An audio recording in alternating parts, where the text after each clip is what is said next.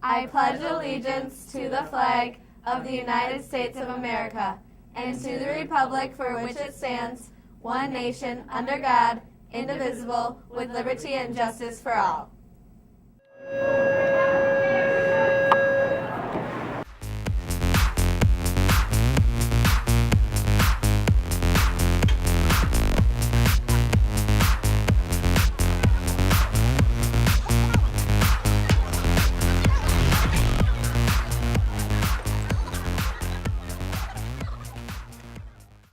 Good morning, Tigers. I'm Casey. And I'm Devin. Today is Thursday, April 4th. Today we'll be talking about the blood drive, an AP test, youth options. A little bit about some sports and some academic announcements. Let's get started. This is your last reminder. On Friday, we'll have a blood drive. You need to schedule a time with Maria Lee, and if you're 16, you need to get a permission slip from Ms. G. Hey, AP Psychology test takers. Have you signed up with Mr. Berger for review session 1? Get it done by Thursday. Remember, Mr. Berger knows where you live, and he will find you. Juniors, seniors, do you want to take a youth options course next year? If the answer is yes, you need to pick up and return a youth options application from the counseling office. Deadlines for youth options is next Tuesday, April 9th. Any questions? See a counselor. Congratulations to all winter sport varsity letter winners. If you haven't received your B or numeral, you should pick them up from Mr. Ruffholm. Keep your fingers crossed for warmer weather so spring athletes can start practicing outside. That snow and ice that we were waiting to melt gave us some extra time off this winter, but now we have to make it up with no early releases for the rest of the year. Wait, what? Yeah. Anyway, Liz Lipke and Christian Moreno, reporters from Channel 97, talked to students about the district plans to make up lost minutes. The recent weather has had a toll on the students at Black River Falls High School in many different ways, physically and academically. It's just a shame that poor students are working really hard every day, since 7:55 to 3:05, and sometimes they just deserve an early release, and it's just a shame that you can't have it this year.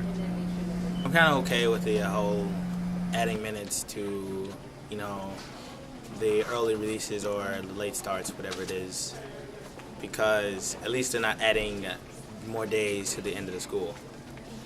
The weather has impacted students' classes by confusing them with the schedule.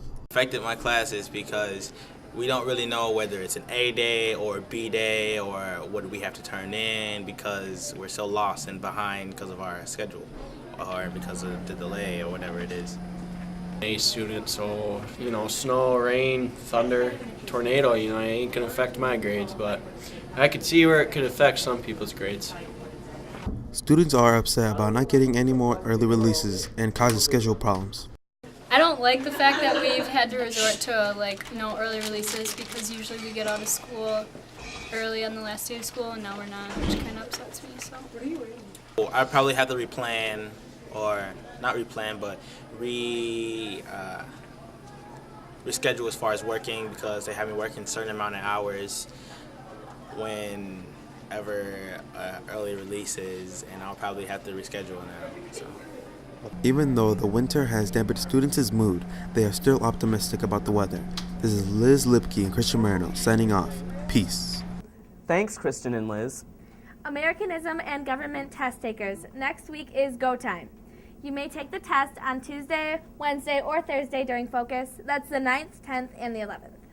The test will be monitored in the LMC lab. It is an online type of test. Once you start the test, you must finish it in one sitting.